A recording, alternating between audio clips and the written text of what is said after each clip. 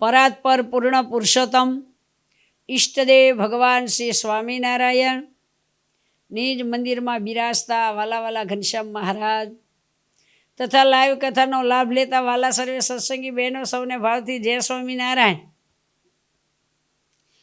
આજે આપણે વાત કરવાની છે કે ભગવાનને કોઈ દી આવરણ નડે નહીં. આવરણ ભગવાનને હોય નહીં. ભગવાન તો ગમે ત્યાંથી ગમે ત્યાં પહોંચી શકે, પણ જીવની કેવી અવળાય છે જુઓ. વડોદરા પાસે પાદરા ગામ છે ને,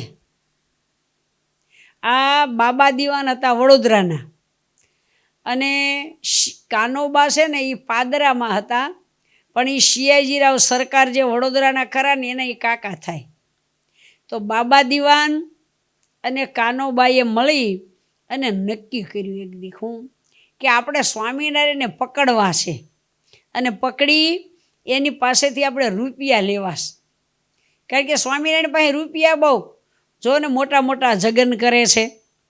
અને ત્યારે બાબા દીવાન કે હા હો એ વાત હાશી.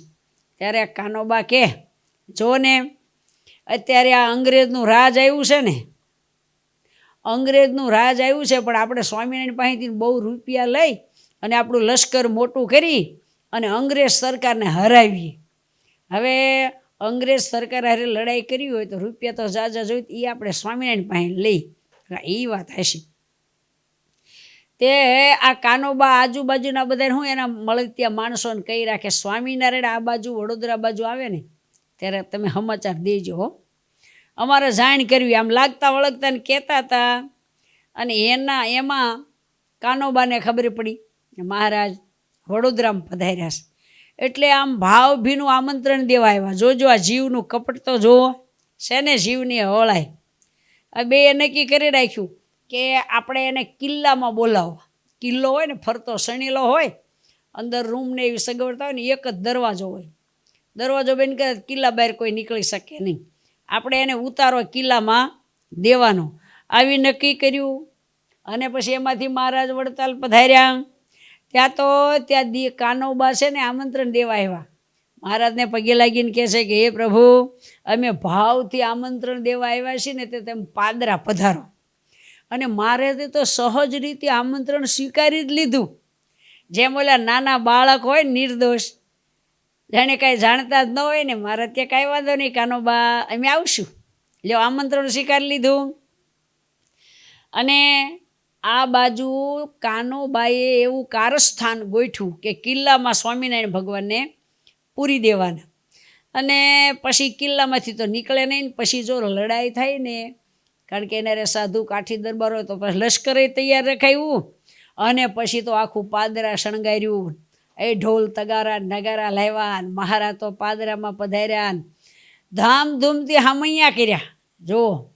અને ગામના હારે હતા ને ભગવાનની હારે સંતો ભક્તો, એને થયું કે ઓહો આ ગામ તો બહુ ભાવિક છે.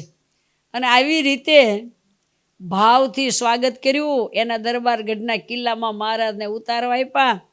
અને કાનોબા મળવા આવ્યા, પગે લાગીને સામે બેઠા. અને ઓહો સ્વામિનારાયણ તમે પધાર્યા, અમારો દરબારગઢ અમારો પાવન કર્યો.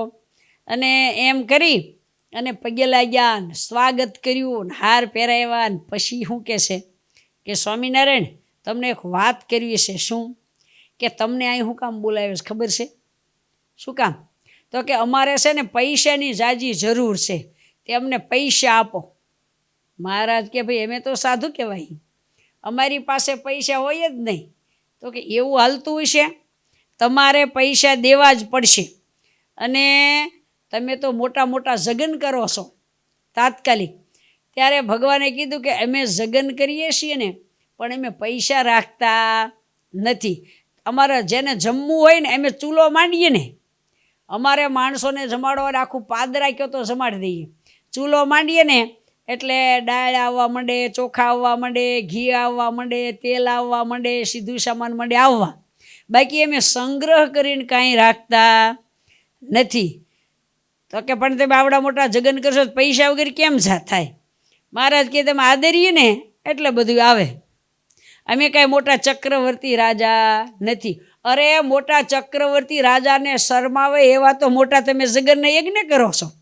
મારે કે કરીએ છીએ, એનું કાંઈ અમારે મંડાણ ન હોય, પણ અમે સંગ્રહ રાખતા નથી. આવી બધી વાત થઈ. અને કે તમે તાર જમાડી દઈએ આખા પાદરાને, તો કે તમે બ્રાહ્મણોની મોટી મોટી 84 કરો છો ને આમ કરો છો ને. કાનોબા આમ તો મીઠી મીઠી ઘડીક વાતો કરી અને પછી પાછા વળી ભગવાનને શું કહેશે, તમે સ્વામિનારાયણ મીઠી મીઠી વાતો કરીને અમને ભોળવતા નહીં. હા, અમને તો તમે પૈસા આપો ન કરે. ખબર છે તમને, આ મારા દરબારગઢનો ફરતો કિલ્લો છે અને ક્યાંયથી નીકળાય એવું નથી, અને અમે તમને અહીંયા જેલમાં પૂરી દઈશું. તે મહારાજ કે સારું, કિલ્લામાં પૂરી અને શું કરશો? તો કે તમે રૂપિયા દેશો તો તમને છૂટા કરશું. એ કિલ્લો જે મહારાજને એણે કિલ્લામાં બોલાવ્યા હતા ને, એ પ્રસાદીનો થઈ ગયો ને. એ કિલ્લો અત્યારે હાલમાં પાદરામાં છે, હો, હજી છે. અરે કાનોબા તો મહારાજને ત્યાં બેસાડીને કે બેસો બેસો, હમણાં આવું છું એમ કરી અને એની જે બેસવાની એનું હોય ને દરબાર ઘડીને બેઠક ઓફિસ, ત્યાં ગયા. બાબા દીવાનને બોલાવ્યા અને બીજા મળે ત્યાં એના માણસો અંગત હોય એને બોલાવ્યા અને કે સાંભળો સાંભળો, એ આપણે આને કેદ કર્યા છે, સ્વામિનારાયણને મેં એને બેસાડ્યા છે, એના હારે દરબારું છે, એને હારે એના સંતો છે, તો આપણે હવે એને જમવા દેવું કે કેમ? ભૂખ્યા રાખવા? જો જમવા ન દઈએ, એના સાધુ તો ભૂખ્યા રહેવાની એવાયા હોય તો 3 ને 5 બાજીના ઉપવાસ કરે, એટલે ન ખાવા દઈએ તો એને કાંઈ ભૂખ લાગે ને. એવા સાધુ કેળવાયેલા હોય અને એને કાંઈ વ્યસન હોય નહીં. આ એની મિટિંગમાં વાતું કરે છો કે સ્વામિનારાયણના સંતોને મિટિંગ હોય નહીં, આપણે તો એક દી એફી ન મળે તો આપણે તો માથા ચડે. આને તો એવું કાંઈ હોય ને, એ તો એને ભજન કરશે એટલે ખાવા દેવું કે કેમ? અને કેટલા દી કેદમાં રાખવા? આ રાજના માણસો બધા ભેગા થઈને એ વાતું કરે છે અને બરાબર મિટિંગ ભરાણીને મંડી વાતું થવા કે આપણે સ્વામિનારાયણને આમ કરશું, સ્વામિનારાયણને આમ કરશું, છૂટા કરશું કેમ ને, કેટલા દી રાખવા, અને આપણા હામાં પડે તો આપણે લડાઈ કેમ કરવી ને, આવી મિટિંગો કરે છે. અને મહારાજને કિલ્લામાં બેસાડ્યા છે અને કિલ્લાનો દરવાજો બંધ કરીને તાળું માર્યું છે. અને બરાબર મિટિંગ હાલતી હતી ને, ત્યાં એક રણુ ગામથી એક ગઢવી આવ્યા દોડતા દોડતા, હો, અને દરવાણીને કીધું જલ્દી મને જવા દો કાનોબા પાસે, જલ્દી જવા દો. કે કેમ? એ કે મારે ઇમરજન્સી કામ છે. જ્યારે આવું ઇમરજન્સી કામ હોય ને ત્યારે મને કાનોબાએ જ કીધું છે કે હું સૂતો હોય ને તો એ મને જગાડીને વાત કરી માટે જવા દો, મારે બહુ ઇમરજન્સી કામ છે. એટલે તરત જ દરવાણીએ એને અંદર જવા દીધા અને બરોબર મિટિંગ હાલે છે. અને ત્યાં ગયા, મિટિંગ હાલે છે ત્યાં જઈને કીધું કે સાંભળો સાંભળો બાપુ સાંભળો, કે શું છે કે તમે મને સમાચાર આપ્યા હતા ને કે સ્વામિનારાયણ આ બાજુ આવે ને તો તમે મને સમાચાર તાત્કાલિક દેવા. એટલે અત્યારે રણુ ગામમાં સ્વામિનારાયણ ભગવાન આવ્યા છે, રણુ ગામમાં. અને હે ઘરે ઘરે પધરામણી થાય છે અને કથા અને વાર્તા, લોકો એટલો સત્સંગનો લાભ લે છે, ભોજન પ્રસાદની તો સોળ્યું ઉડે છે ને, બધાને જમાડે છે ને, પૂજન કરે છે. આ તો તમે કીધું તું ને એટલે તમને કહેવા આવ્યો. રણુમાં અત્યારે લીલા લહેર છે બધાયની. સ્વામિનારાયણ ભગવાન એના સંતો બધા રણુ ગામમાં પધાર્યા છે, માટે તમારે પકડવા હોય ને તો આવી જાઓ. કહેતા હતા ને કે આવે ત્યારે મને કહેજો.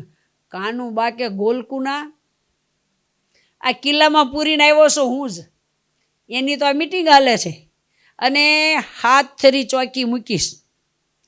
ચારણ કે બાપુ તમારી ભૂલ થાય છે. શું ભૂલ થાય છે?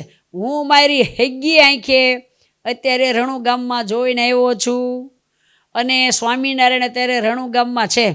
કાનોબા કે પણ હું પૂરીને આવ્યો એનું હું? તો જોવો તો હાલો જોવા. વળી પાછી મિટિંગમાંથી મોટા મોટા ઊભા થયા અને જ્યાં કિલ્લામાં પૂર્યા હતા ત્યાં જોવા આવ્યા, ત્યાં કોઈ નહીં. કિલ્લે એમને એમ દરવાજે તાળા મારેલા, તાળા ખોલીને અંદર ગયા, ત્યાં કોઈ નહીં. ભાઈ પુરુષોત્તમ નારાયણને કોણ રોકી શકે? મહારાજ તો અદૃશ્ય થઈ ગયા. ઘોડા દરબારોના હતા, એ કોઈ ઘોડું નહીં, કોઈ માણસ એની ઘોડાની લાજ પડી હતી. અને આ કાનોબા તો હતી આશ્ચર્ય પામી ગયા, ખરેખર સ્વામિનારાયણ ભગવાન છે. અને ભગવાનને તો કાંઈ આવરણ નડતું નથી. માટે આવા તો કેટલાય ભગવાનને પકડવા છે ને કેદ કરવા છે ને મહારાજને એવા ઐશ્વર્ય બતાવ્યા છે. કેટલાયને મનમાં એમ હતું કે આ ભગવાન હશે કે નહીં હોય, કોઈ કે આ મોટા મહાપુરુષ છે ભગવાન નથી, તો મહારાજે એ રીતે બધાને એવી રીતે ફળ આપ્યું છે. માટે આવા સર્વોપરી ભગવાન પણ દુનિયામાં જીવ આવે જેને સંતનો યોગ નથી, જેને સત્સંગ નથી, એ ભગવાનને પકડવા ઈચ્છે. ભગવાનને પકડવા તો આપણે છે, ભગવાનને પકડવા તો આપણે પણ મથીએ છીએ કે આપણા હૃદયમાં કેદ કરવા છે. આપણને અખંડ મૂર્તિ દેખાય એટલે રાત દી ભજન કરીને આપણે મથીએ છીએ ભગવાનને પકડવા. એ ભગવાન જો પકડાઈ જાય, આપણા હૃદયમાં આવી જાય, અખંડ મૂર્તિ દેખાય તો આપણે માલામાલ થઈ જાય, બરાબર. પણ આ કાનોબા પકડવા ઈચ્છતા હતા ને પકડવા મથતા હતા એ વાત જુદી છે, અને આપણે ભગવાનને પકડવા ઈચ્છા રાખીએ છીએ, ભક્તિ કરીએ છીએ, એ વાત પણ જુદી છે. તો આવા દયાળુ સર્વોપરી સ્વામિનારાયણ ભગવાન છે. જીવ પ્રાણી માત્રના સંકલ્પો ભગવાન પૂરા કરે છે.